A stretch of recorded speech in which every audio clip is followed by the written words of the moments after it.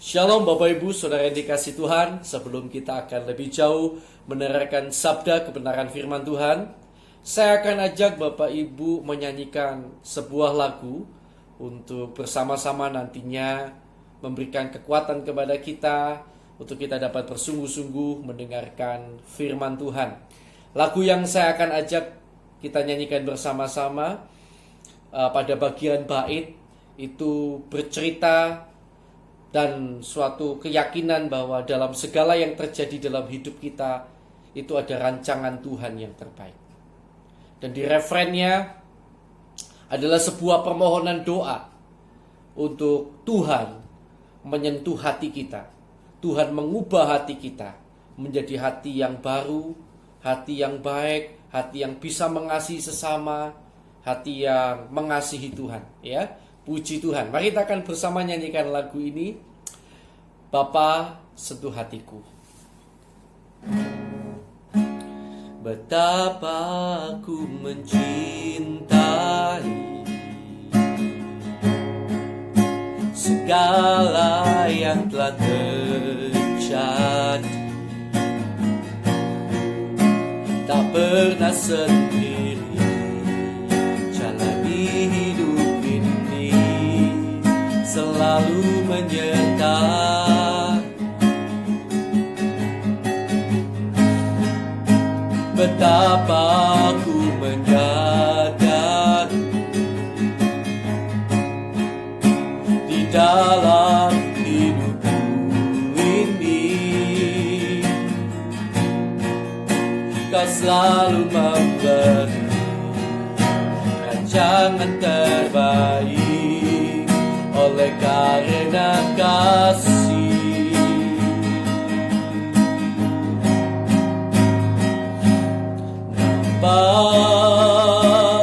Sentuh hatiku, ubah hidupku menjadi yang baru, bagai emas yang murni.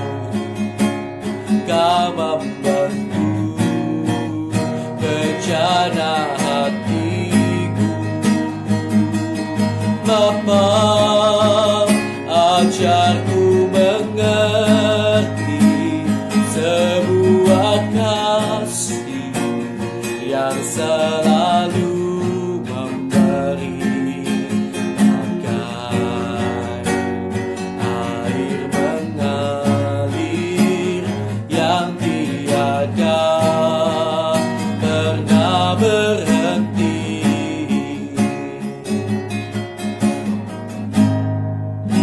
Betapa aku mencintai segala yang telah terjadi. Tak pernah sendiri jalani hidup ini, selalu menyertai. Betapa aku menyadari di dalam hidup ini Kau selalu memberi rancangan terbaik oleh karena kasih.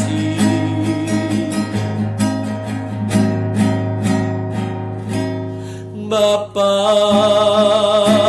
sentuh hatiku, ubah hidupku menjadi yang baru, bagai emas yang murni. Kau membentuk bejana hatiku.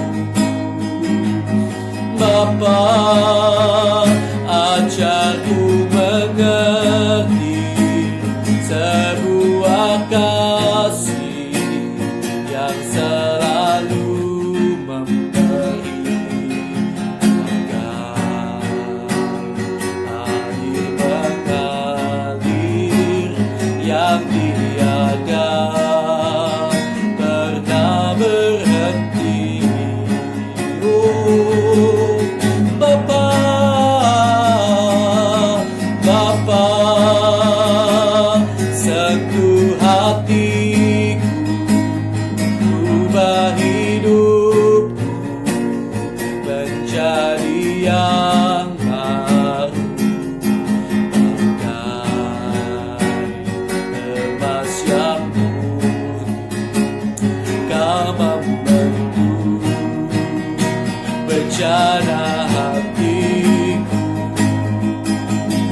Bapa, ajarku mengerti sebuah kasih yang selalu memperhatikan.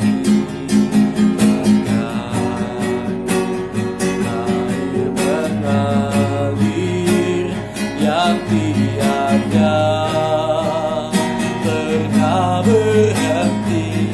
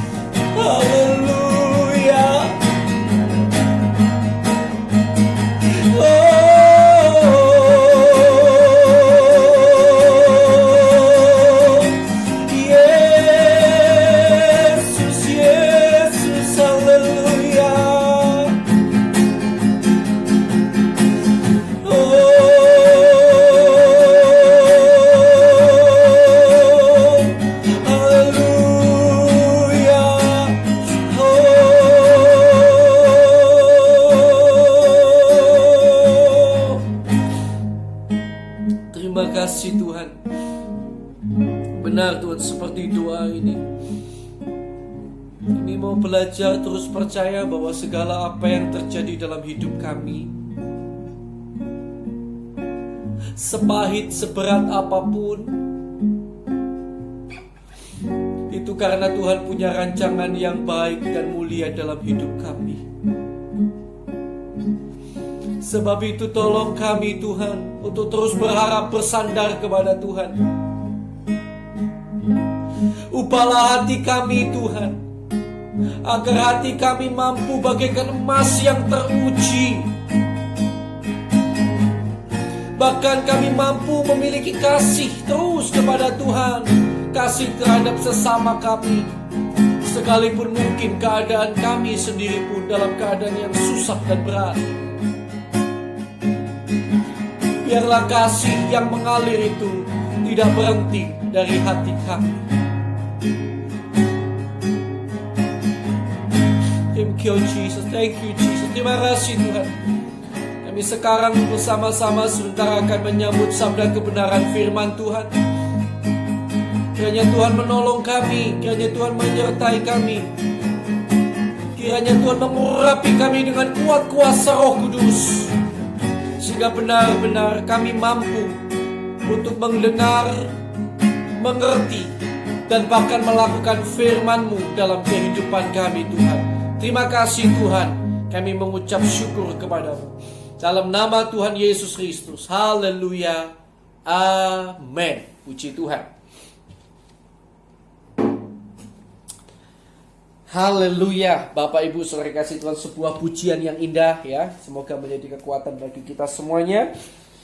Seberat apapun masalah, problem yang kita hadapi, percayalah bahwa Tuhan punya rancangan yang baik dalam hidup kita semuanya. Dan jangan kehilangan kasih, bahkan di tengah keadaan yang berat seperti apapun. Nah saudara kasih Tuhan, saya digerakkan hati oleh Tuhan untuk mengajar saudara tentang 7 jemaat akhir zaman.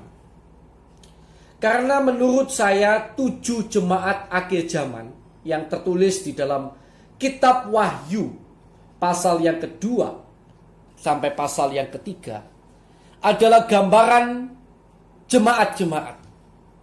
Ada jemaat yang seperti jemaat Efesus, ada yang seperti jemaat Smyrna, Philadelphia, Pergamus, Laodikia, dan lain-lain. Jadi ini adalah gambaran gereja menurut saya. Ada 7 gambaran gereja, 7 jenis orang Kristen pada akhir zaman. Dan masing-masing ada nasihat yang Tuhan berikan kepada mereka. Ya. Nah saudara yang kasih Tuhan, saya bersyukur saya boleh mengajarkan firman Tuhan setiap hari kepada saudara. Kalau dulu di kebaktian di gereja mungkin satu minggu hanya 4 sampai 5 kali. Sekarang setiap hari. Dan semakin setiap hari saya diizinkan untuk membagikan berkat yang dari Tuhan kepada saudara. Pada saat yang sama Tuhan itu memberikan pembukaan-pembukaan yang baru yang membuat saya tercengang-cengang. Ya, memang Tuhan itu luar biasa. Dan saya sangat bersyukur sekali. Bagi saya ini adalah berkat yang besar. Karena boleh mengerti rahasia-rahasia kebenaran firman.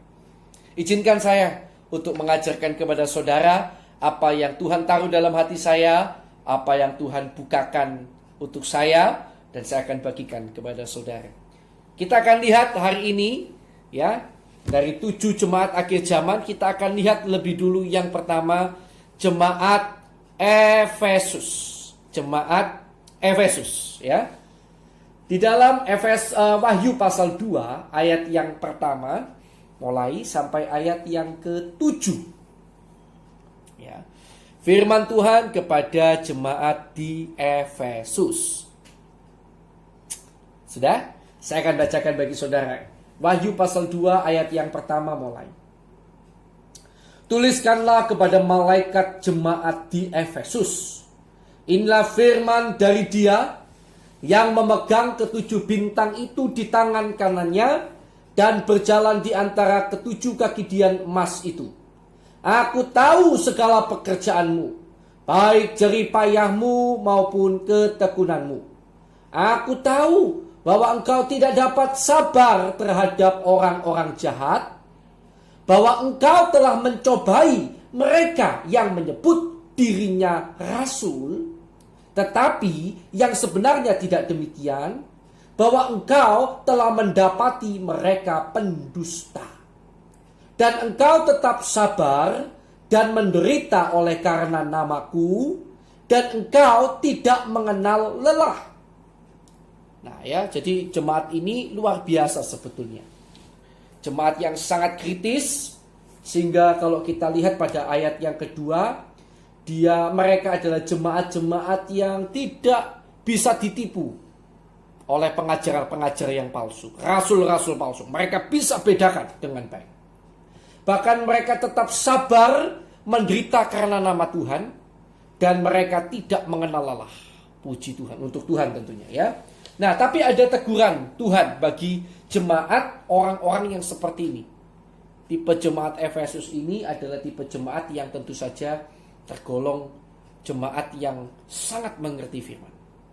Ya, kita lihat dari ayat kedua tadi tidak mudah ditipu, berarti mereka adalah tipe jemaat yang sangat bisa membedakan karena mereka sangat-sangat pandai, sangat-sangat mengerti firman Tuhan.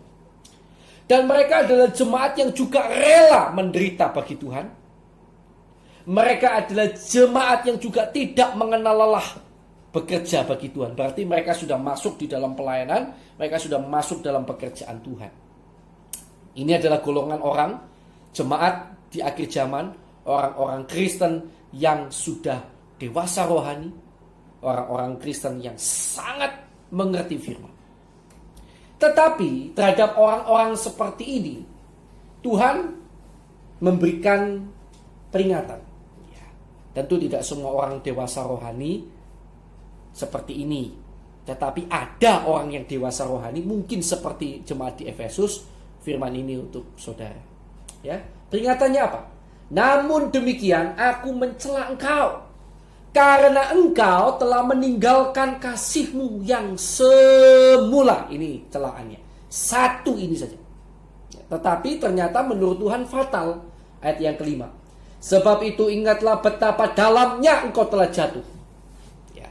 Bertobatlah dan lakukanlah lagi apa yang semula engkau lakukan. Berarti ada sesuatu yang pernah dilakukan oleh jemaat Efesus yang tidak lagi dilakukan.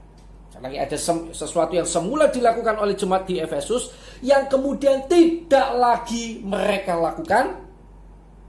Dan itu yang disebut Yesus sebagai kehilangan kasih yang semula. Bisa dipahami sampai sini ya? Baik, saya lanjut. Jika tidak demikian, jika engkau tidak bertobat dan melakukan lagi yang semula engkau lakukan, aku akan datang kepadamu Dan aku akan mengambil kaki Dianmu dari tempatnya jikalau engkau tidak bertobat. Artinya akan ambil terang. Kaki Dian itu bicara terang. Kaki Dian itu sebetulnya juga bicara tentang jemaat. Kalau dalam kitab Wahyu, 7 kaki Dian, 7 jemaat, ya. Nah, itu lain waktu saya terangkan ya tentang yang lain-lain ini. Tetapi ini yang ada padamu jika yaitu engkau membenci segala perbuatan pengikut-pengikut Nikolaus yang juga ku benci. Ya, jadi yaitu tadi karena mereka tidak bisa digoda oleh nabi palsu. Mereka sangat sangat kritis, dewasa rohani, ngerti firman. Ya, tidak bisa ditipu. Siapa bertelinga, hendaklah ia mendengarkan apa yang dikatakan Roh kepada jemaat-jemaat. Barang siapa menang, ia akan kuberi makan dari pohon kehidupan yang ada di taman Firdaus Allah. Puji Tuhan, ya. Menarik loh ini. Kata-kata dalam ayat ini, bagian ayat yang ke-7 ini terakhir. Yang terakhir menarik. Dikatakan begini, barang siapa menang. Artinya kalau jemaat di Efesus itu menang, bertobat, tidak perlu tunggu nanti pada waktu Tuhan datang, karena tidak ada waktu yang diberikan. Jadi tidak ada waktu. Barang siapa menang, suatu saat nanti enggak. Tetapi barang siapa menang, dia akan kuberi makan. Jadi bisa terjadi langsung atau bisa terjadi nanti. Nah, di situ nanti kalau saudara mau belajar, bisa pelajari apa artinya makan dari pohon kehidupan yang ada di taman Firdaus Allah. Tetapi bukan itu yang saya mau bahas hari ini, ya. Yang saya mau ajak saudara lihat adalah jemaat Efesus ini. Jemaat yang dewasa rohani, jemaat yang rela menderita bagi Tuhan, jemaat yang tidak kenal lelah bagi Tuhan, tetapi ada kesalahan, yaitu meninggalkan kasih yang semula.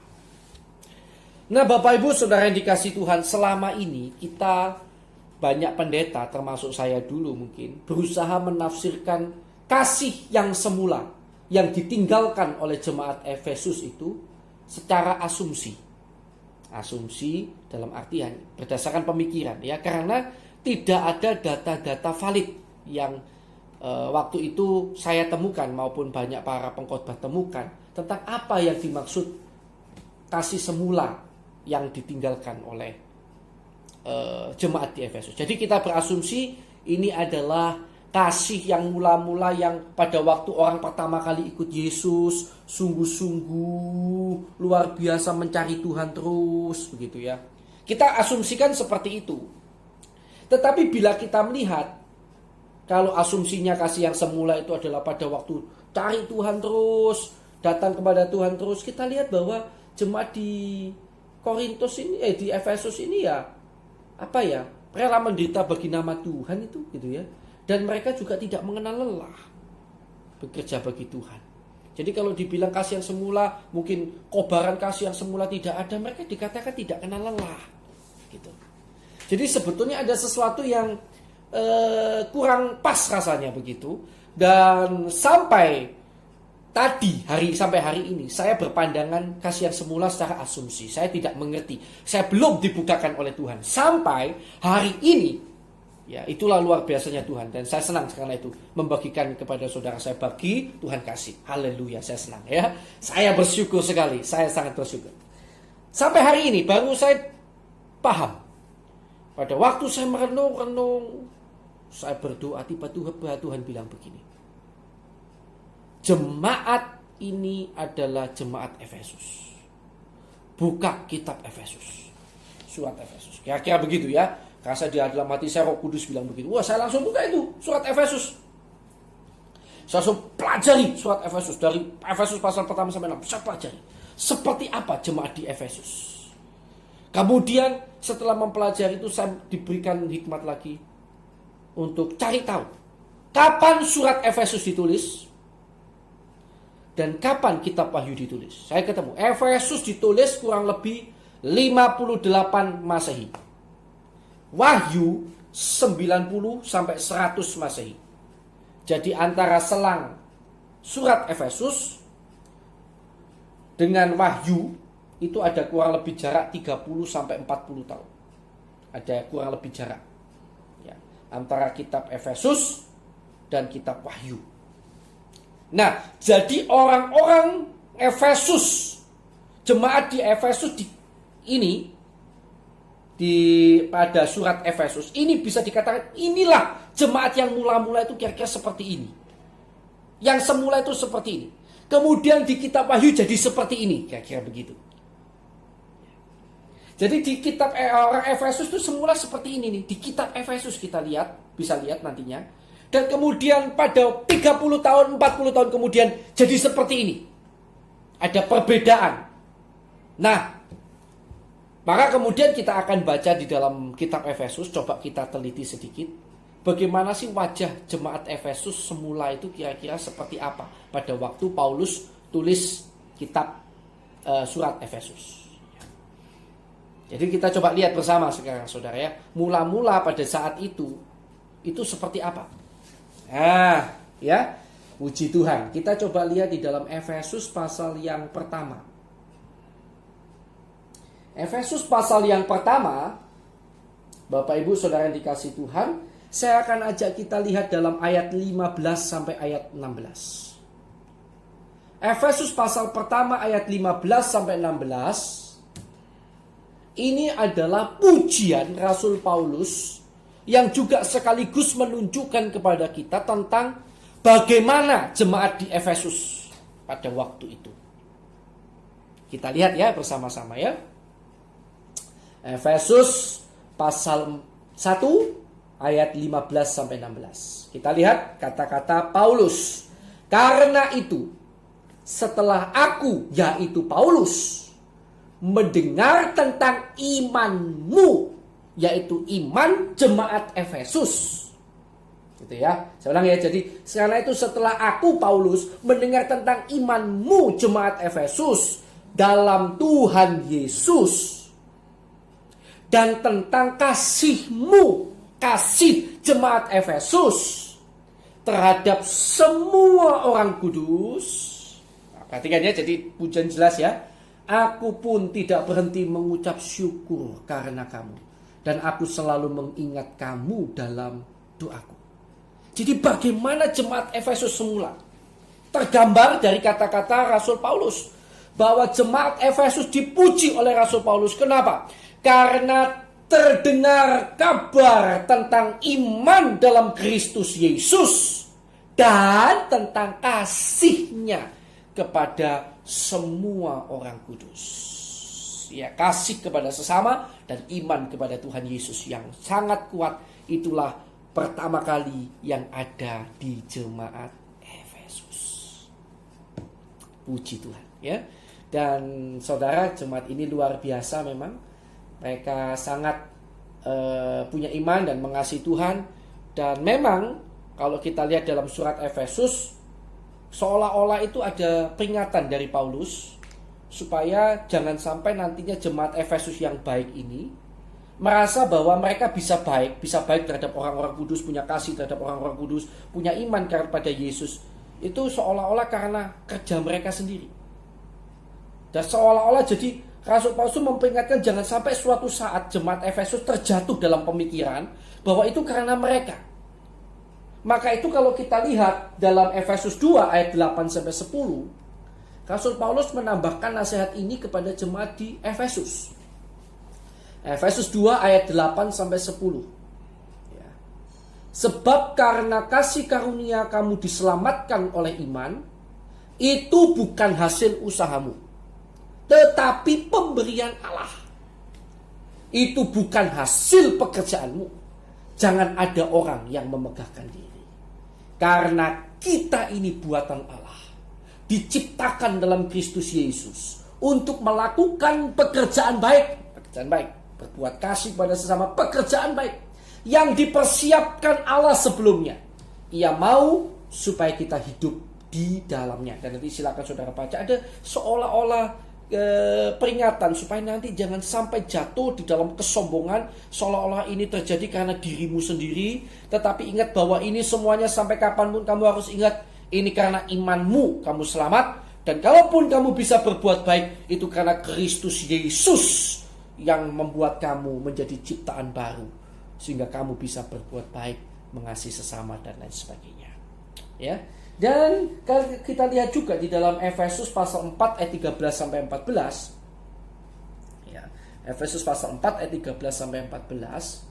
Tampaknya ini adalah salah satu nasihat Rasul Paulus yang membuat jemaat di Efesus itu menjadi jemaat yang sangat kritis, ya.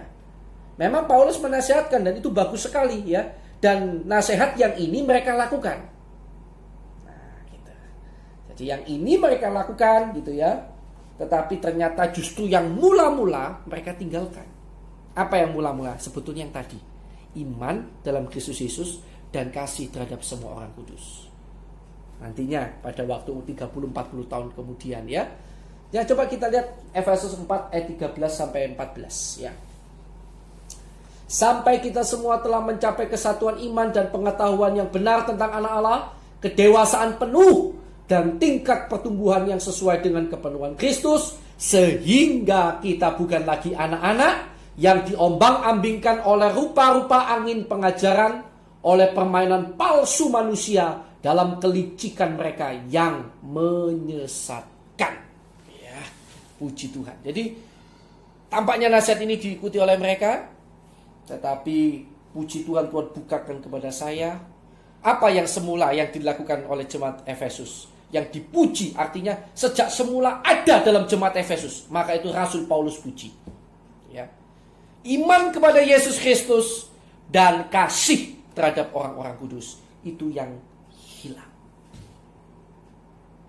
Saya tidak, kalau imannya mungkin tidak hilang, karena iman pada Yesus Kristus kan mereka tetap beriman sampai akhir.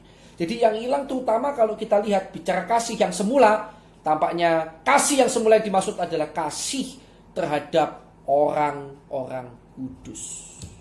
Ini yang hilang. Kasih terhadap orang-orang kudus tidak lagi seperti dulu.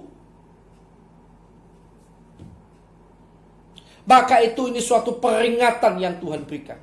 Ingatlah betapa dalamnya kamu telah jatuh. Kamu telah begitu pandai, kamu dewasa rohani, kamu bisa bedakan yang jahat yang mana, yang baik yang mana. Kamu rela menderita karena nama Tuhan. Kamu tidak mengenal lelah bekerja di ladang Tuhan, tetapi kamu telah kehilangan kasih terhadap sesamamu. Kira-kira mungkin seperti itu. Kasihmu tidak terhadap sesama tidak lagi seperti dulu.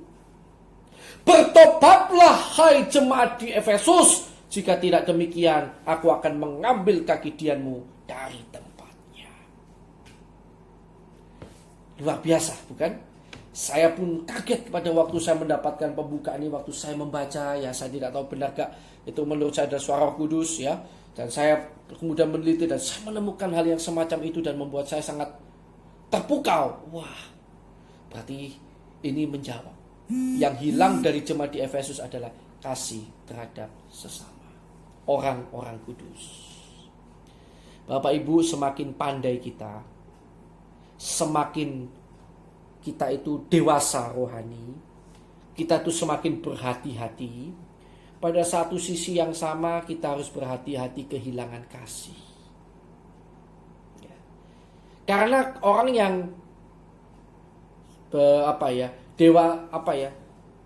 pandai itu cenderung kemudian mudah curiga terhadap orang, mudah tidak percaya tentunya terhadap orang.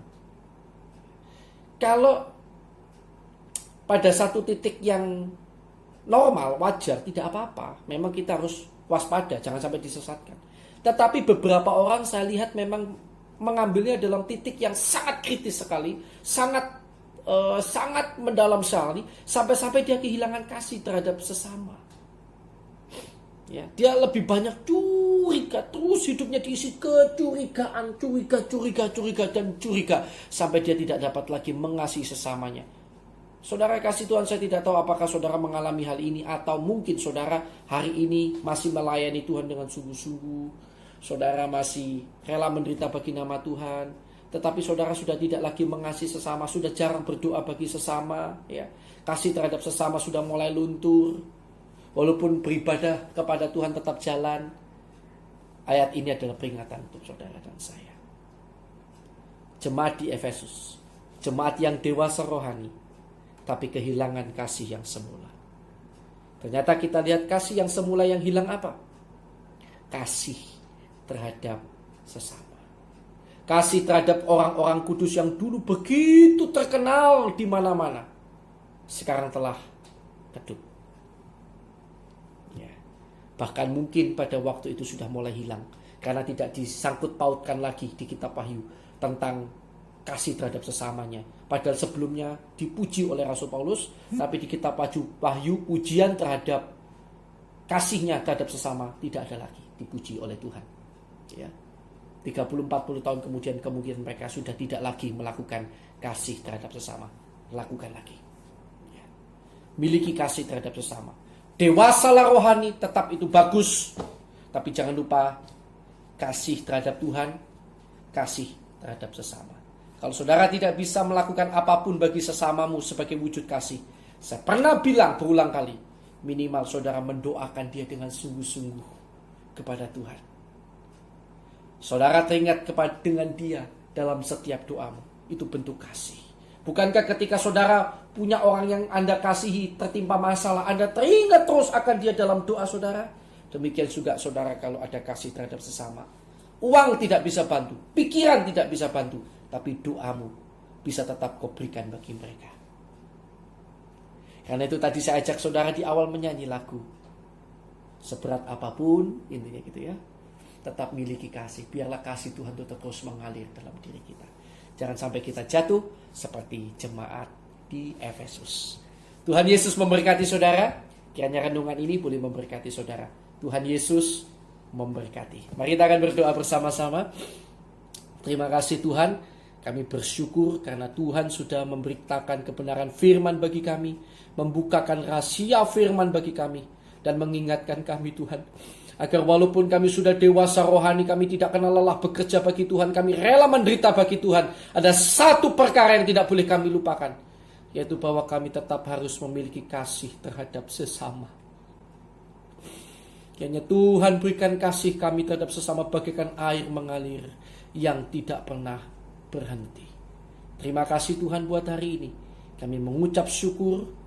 Kiranya Tuhan memberkati kami semuanya, jemaat-jemaat yang dalam keadaan susah juga Tuhan berkati. Tuhan tolong berikan kekuatan iman dan berikan kasih yang mengalir dalam hati kami semuanya. Dalam keadaan apapun, sekalipun harta terbatas, kesehatan terbatas, kemampuan kami terbatas untuk menolong, tetapi kami masih mampu berdoa bagi mereka. Biarlah itu adalah bentuk kasih kami bagi mereka Tuhan. Terima kasih Tuhan. Dalam nama Tuhan Yesus Kristus, kami telah berdoa dan mengucap syukur. Biarlah kasih-Mu terus ada dalam hati kami. Haleluya. Amin. Tuhan Yesus memberkati saudara.